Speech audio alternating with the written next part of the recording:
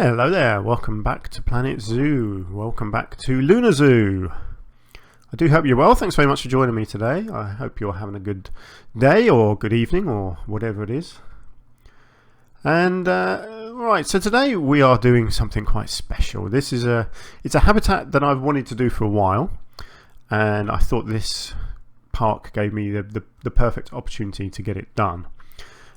So let me just remind you of where we were in our last episode. We were here doing our Chinese pangolin, and this habitat turned out really nice, very heavily themed, but I was pretty happy with how it turned out in the end. I thought it looked really nice.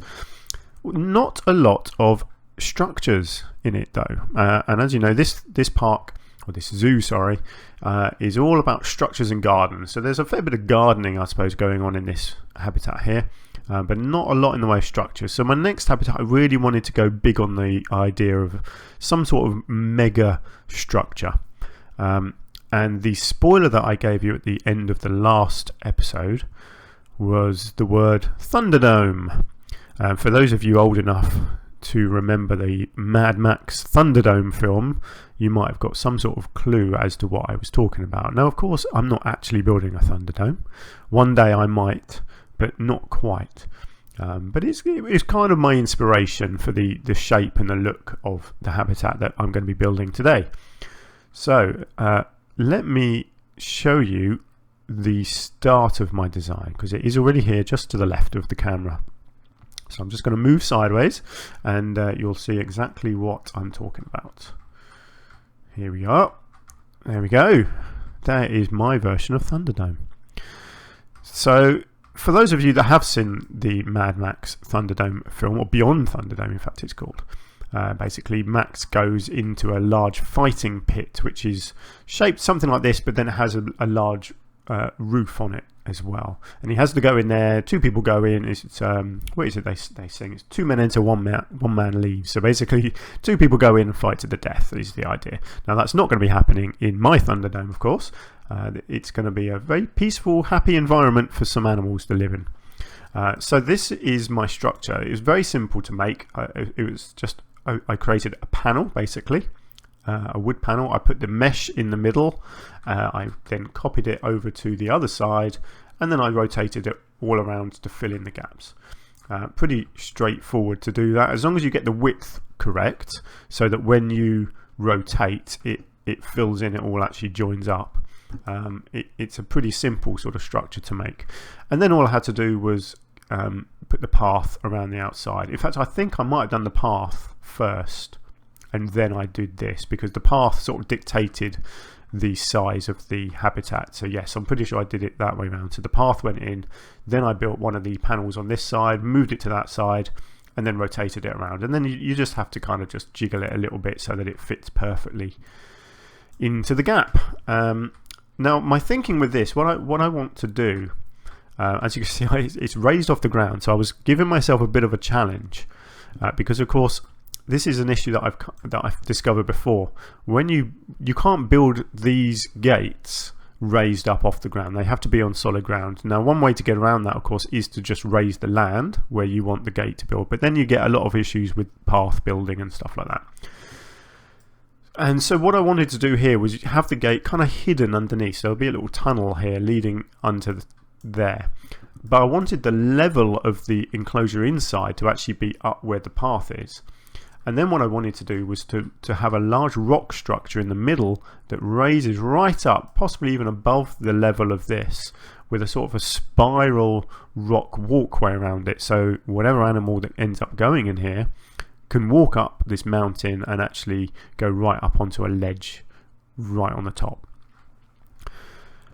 But of course, with the entrance being down underneath here, you've also got to create a ramp so that whoever comes in here, the animals and the keepers, can go up onto the level that the main habitat is on. So there's quite a few challenges here, and obviously having the raised walkway as well, I've got to create a nice path so that you can get up and down from here.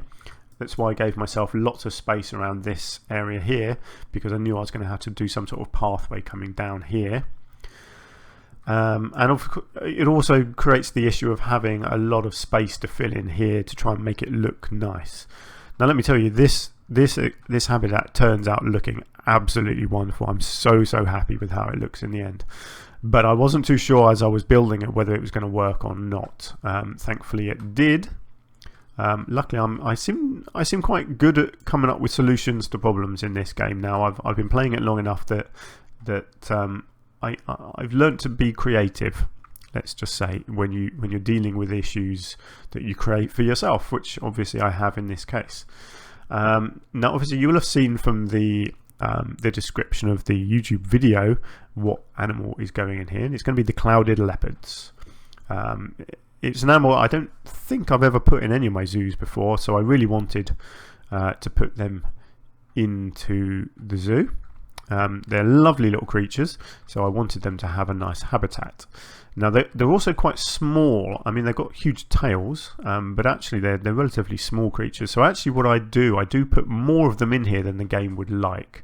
And this is something that I do sometimes, where you, for the sake of being able to see the animals actually using their habitat, sometimes you just got to put more animals in than the game would really want you to do. So that is what I do. So there we go. So it's got quite a big project this, so I don't want to waffle on too much. I'd rather load up the next stage and show you what happens next. So that is what I'm going to do right now. Right, so quite a lot of rock work done. I really need to get the main structure in place. So I created the floor of the pen with the rocks. So you can see that's just a simple layer of rocks raised up off the ground for the animals to walk around on. I also of course needed to create a slope so they get down to the entrance. So again, just using rocks put at the angle just so they can come all the way down here to the entrance, as you can see here. So I had to create a bit of an inlet here so the animals can get let loose there, but they can't then obviously disappear underneath here. They have to walk up there. That was perfect timing, that, wasn't it? So there he goes. So let me just show you their traversable area. So there we go, you can see there that they get let loose there, and then they can walk up there. Oh, actually, yeah, they have to jump. I think I do correct that at some point. Yeah, you can see they jump from there to there, but I think I do sort that out so they can actually walk all the way up there. Now, clearly, as you can see here, they can escape. Now, this was very annoying because it's basically a bug in the game where this mesh doesn't stop them walking through it. So what I have to do, because they can essentially, I think it's these pieces that are lying down, these logs along the bottom here, they are technically climbable pieces. And so what happens is the game allows the animals to then walk onto them, and because they're then on them, even though the mesh is there, they can then walk off on the other side and essentially escape. Which obviously we don't want. So what I have to do is replace these logs along the bottom with some different logs. So that does happen in a minute. I've also put in my path. So I wanted the main entrance to be here with some steps, and then obviously you've got more steps here, and then a gentle slope on this side. You know, for people that don't want to use or aren't able to use steps, they would be able to come up this gentle slope here. This was created. If you've seen any of my previous videos, you'll have seen me do this before, and I'm sure many other YouTubers are doing the same, because if you use the in-game slope, it's too steep for this sort of thing. You can't create this. So what you have to do is you put down individual pieces of pathway at different heights, and then you connect them together, and it creates this more gentle slope. And then obviously I've still got a lot of filling in to do all around here and here and here, and obviously all around the back as well. I put the basic structure in place around here with all these giant boulders, but that really is just a very temporary filler essentially. Obviously I had the problem with water because they're not going to have any sort of swimming pool in here. Because it's raised up, so there's no way of doing any sort of actual swimming area for them. So I had to make sure they had some water. So they've got a couple of these water sort of fountain pieces in here, and there are 4 of them in here. They would only want 2. I think the game wants them to have 2. What is it? Social adult population 4, maybe 4 is enough actually, I can't quite remember. Anyway, there were 4. I might even put more in the end, I can't quite remember. we shall see. So there we go. So that's where we're up to so far. So that's the real sort of basic structure of the habitat in place now. So at least you can see that they can get around inside.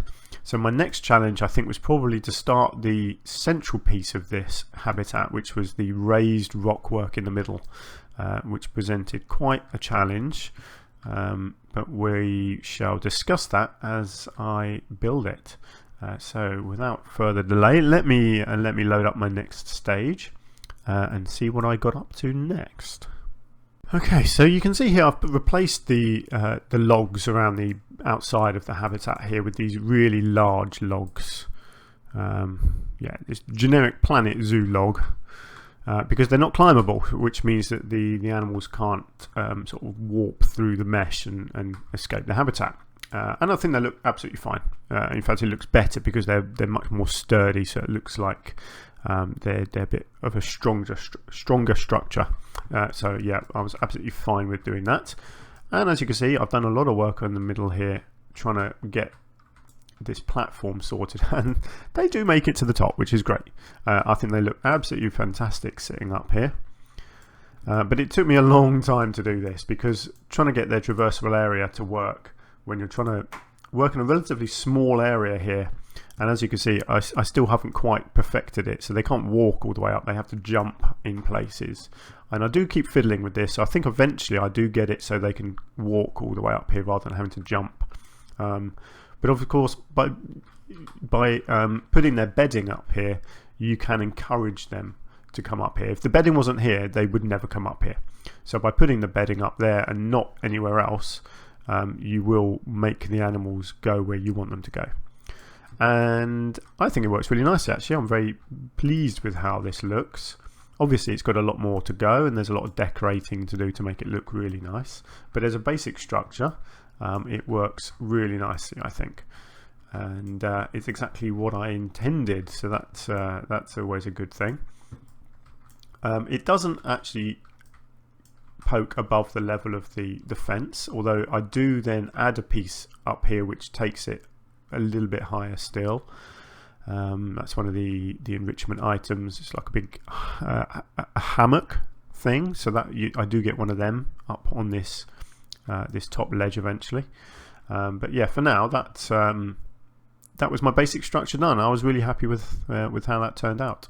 No more work anywhere else yet, because that, believe me, that took me a while, fiddling around with all of this, the angled pieces, so that so the animals could get up here, but also I obviously didn't want to block off all their terrain around the outside. So yeah, quite a lot of fiddly work going on. I also wanted to have sort of multiple areas where they could climb up as well. There's only one route that will get them all the way to the top, but I wanted them to be able to come up on these other side pieces as well, so I could put enrichment items up there or whatever. So yeah, so it took a lot of fiddly manoeuvring basically to get that to where I wanted it. Let me just bring that up again, so you can see they can jump up onto here, they can come up on this side piece and jump up onto here, and over this side they can also come up to here as well. Still haven't perfected the walkway down here yet. I honestly don't remember if I actually managed to link up this area or not, but it really doesn't matter because they can jump pretty well anyway. So they're absolutely fine. Right, there we go. So that's coming along nicely there, isn't it? I think you can sort of see the idea of what I'm trying to create. It's quite a large structure. It's going to stand out quite a lot, isn't it? But that was the idea. Right, let's continue then and see what happens next. I wanted to get some foliage in to really start giving the habitat a bit more structure and just to make it look a bit more like a livable area. So the first thing I put in was these trees. These are the I think these are the Himalayan pines. Sorry, Himalayan birch. That's the ones. I love the look of these. They're very mountainous looking things. So they were a logical choice to go around the rocks here, because obviously that's the look I'm going for, was sort of a mountainous look. So put 3 of them in. Put them at the funky angles. I love just making them lean out the side like that. I didn't want to. Oh, excuse me. I didn't want to overdo it with the trees because, you know, I don't want to block the view of the of where the animals are walking. So obviously if you're out here staring at it, you want to be able to see all the rock work and see the animals going up and down it.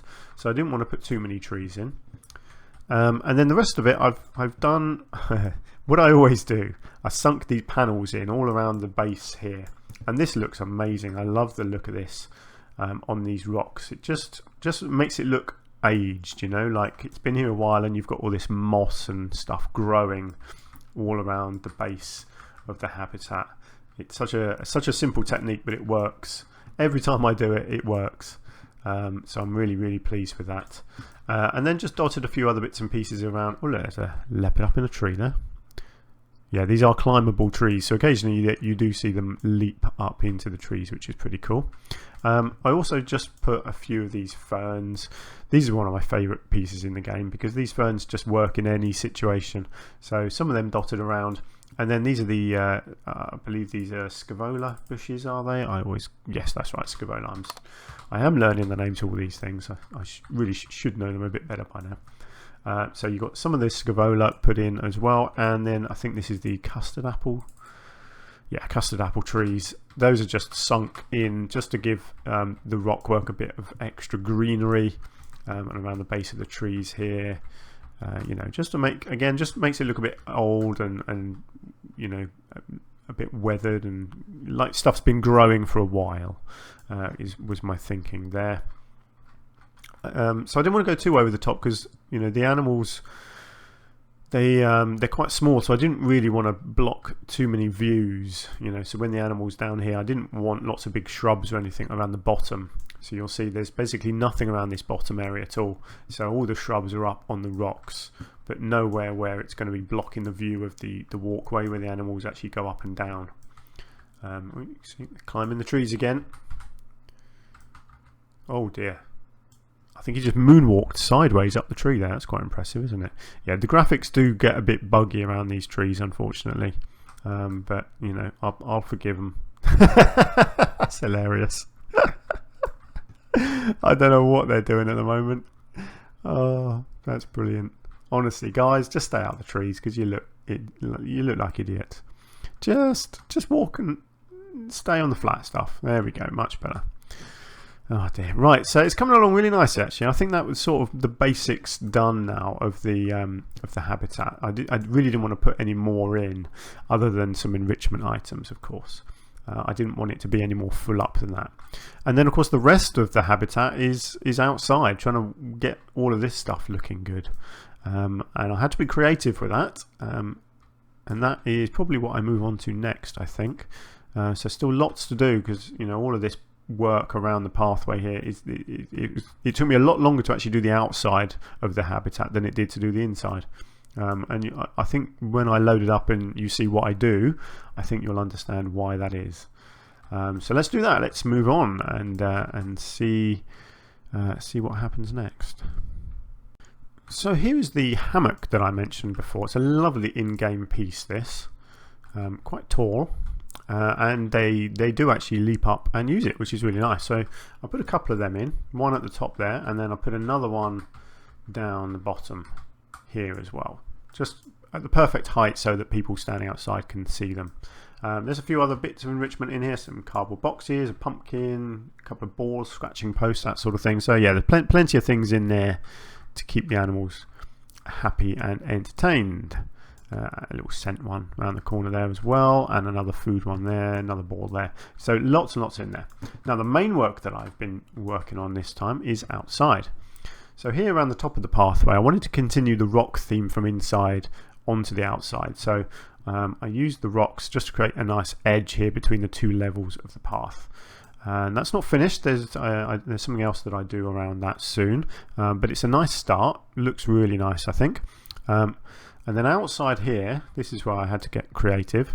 It was quite a sharp edge here, so I really needed a proper wall. So I just used these panels, these green panels that I use quite a lot. I turned them sideways and made them into a wall, and then just put a load of rocks on. So it looks like a rock wall that's got all this moss and ferns and things growing on it. So it's sort of a living wall. That was my idea there. And then on the top, I built a flower bed. So really simple, just beams of wood and some soil in the middle, and obviously eventually it will get planted up. But I kind of like that as an edge. I thought that was a pretty nice idea to cap off the top of the wall there and create a nice barrier. It needed to be tall enough on this side to create a solid barrier to stop people from potentially walking over it. So that was cool. And then here I had this staircase, and I wanted to do something quite grand as sort of the main entrance to this area. And because of the building here, which is made out of bricks, I wanted to continue the theme and sort of blend the two areas together. And this is what I came up with. So it's again a really simple structure with the brick pieces and then the columns at each end and the lights.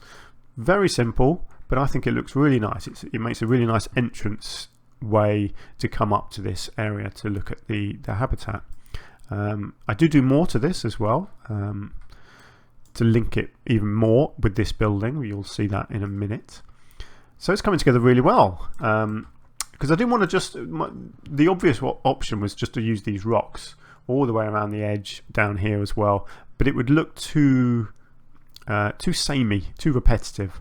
So I really wanted to be creative and come up with different things to cover up the edges. So obviously this wall is just this area here, and that's really nice. I really like that, especially once that gets planted up. I think it looks really nice. And then obviously you've got all of this space around this side here, and then all of this space around the back. And if it all looked the same, it would look really boring and it wouldn't really show my creativity off. So that was something that I really wanted to focus on, was trying to come up with different things to make the edges look unique. So that was my thinking.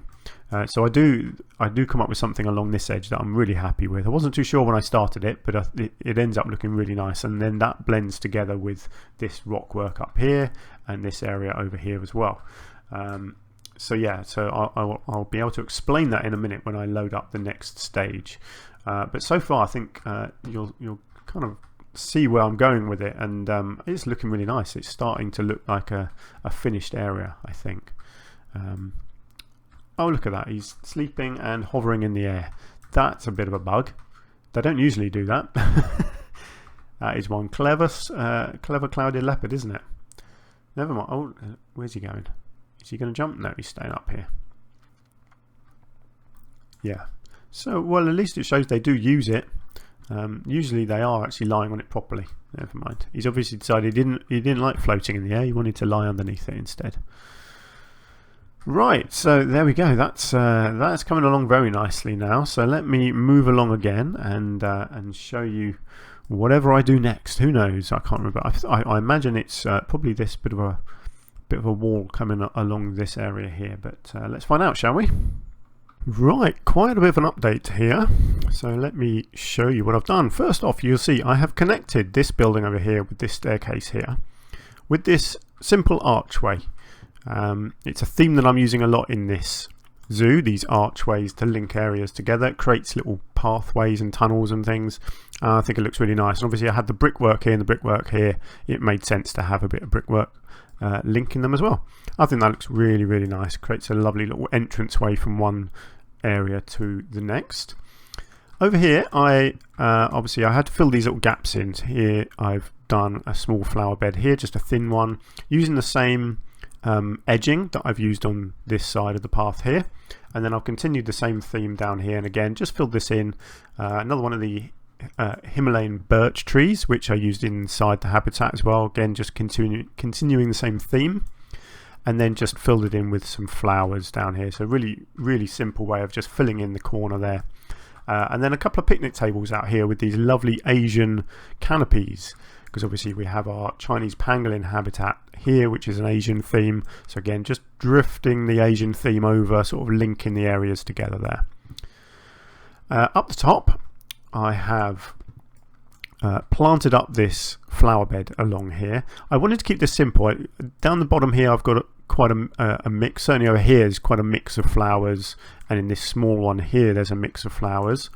This one, I simplified it a little bit more, and then moving up to here, I've simplified it even more. So it's just two plants in here. You've got the main little flower along the bottom, and then just a few of these palms dotted along there as well, which I think looks really nice.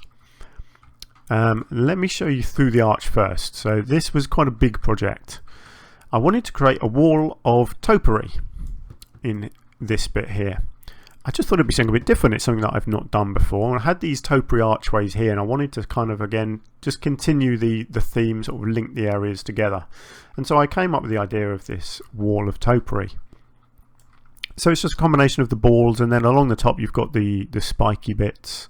And then I wanted to put a couple of the animals on as well. And so I used the square hedge pieces to create a sort of a topiary plinth for the animals to go on. So you've got, what have you got? You've got a deer up there, you've got a squirrel here, down the bottom here I put a rabbit, and around the corner here you've got a fox.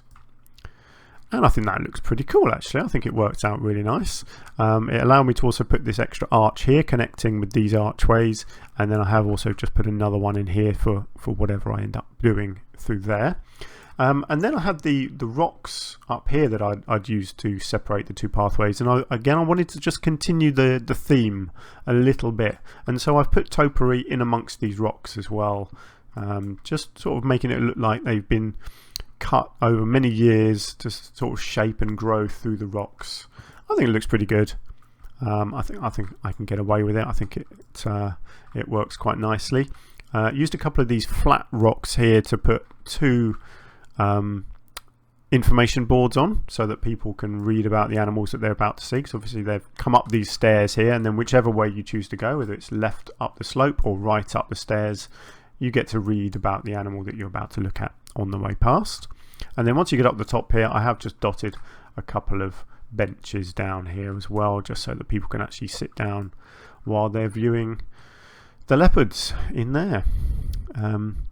Yeah, there we go. I think that looks really nice. I'm very happy with how that all turned out, especially these bits, these archways, just linking the areas together, making it feel like one large zoo rather than, you know, a habitat here and a habitat here and a habitat here. Kind of using these archways as a link, you know, trying to connect everything together a bit more. It's not easy to do in this game. It's very tempting just to do, you know, a habitat with a path around it, some gardens, and then another habitat with a path around it and some gardens. So trying to actually link it together with things like the archways, or indeed with buildings in some places as well. You know, stuff like over here where I've actually linked the buildings. You got to try these new things and new ways of keeping your zoo looking fresh and connected with each other. So that's what I've done. I think this whole topiary wall here looks pretty good. I am going to end it there, I think. I don't think I'll continue any further because I think it would look a bit too over the top. I think that amount I can get away with. I don't think I could get away with much more. I think that works as it is. So this will probably all just become rock work around here and probably around the back here as well. Obviously some of this I won't necessarily be doing because it depends what I end up building next to it. So yeah, at the moment that's kind of where I'm up to. I can't actually remember if I do any more building around here now, or if I wait until I build some more. So actually what I'm going to have to do, so I'm not sure if that is it for this video or not. Let me just load up my next save game and see what I do next, and see whether it's a progression of working on the outside of this habitat, or if I'm moving on to the next habitat in the zoo. I'm not too sure. So let me just load that up and I'll be back in just a moment. This is it for this episode, I've decided. The reason that I've not continued the work around the outside here is because the next habitats that I built incorporate this area, and so I didn't want to construct all of this until I knew what was happening on the outside here. So the next habitat I build is over this way here, and then after that the next one that I do is over here, and I think actually there's one here as well. So I've done quite a lot of building in this zoo before doing these commentaries, you see. So I apologise for the confusion there, but eventually obviously all of this around here does get filled in. But for now that is going to be it for this episode. I think this habitat has worked out really well. I'm very happy with what it looks like and how functional it is. Clearly the animals are happy in here. They've got plenty of stuff to explore, places to leap around, plenty of entertainment, you know, plenty of different food and toys and things. So it's looking different, it's looking unique. I like how I managed to blend the areas together. So you've got the brickwork from here blending into this stairway, you've got the topiary from here blending into this wall, you've got the rocks and the trees from inside the habitat coming outside here in the wall and the garden, and you've got the Asian theme kind of just spreading over here as well. And that's what I'm trying to do in this series, really sort of link all the themes and the areas together, so each one doesn't look too sort of stand out-ish, you know. And obviously it's going to look nice, so if you were walking around down here, I mean, that would really grab your eye, wouldn't it? You'd want to go up these stairs and see what's what, but you'd also get to here and think, oh, look at that, that looks quite cool through there, let's go through and have a look. And obviously you've got your meerkat windows to look in here, and then you'd come around the corner here, then eventually there's going to be something that way, but over here you'd go, oh, hello, some rope in here, what's going on? Oh, look, koalas, you know. So that's the idea. I'm constantly looking at all the viewpoints to see exactly what people are going to see from whatever angle they approach at, and obviously this habitat that I've just built really stands out from everywhere that you look at it. So yeah, very, very happy with how it's looking, and happy with how creative I've had to be actually to come up with the idea for the various different edging around here. So on the whole, I'm very, very pleased. So what are we going to do in our next habitat? Well, I can tell you, it's over here. It incorporates this space here, and it's quite a big build, not massively complicated, although it certainly threw up its issues because it does involve water, and that can always cause a few issues, and it's involving quite a large animal that likes water, and that's all I'm going to say. Large animal that likes water. There you go, there's your spoiler for now. But that's going to be our next episode. For now, this episode with our clouded leopards is over. So thank you very much for joining me today. I really appreciate you watching my video with me, and hopefully you've enjoyed it. So I will hopefully see you in the next one. Until then, take care of yourselves, stay safe, and I will see you soon. Bye for now.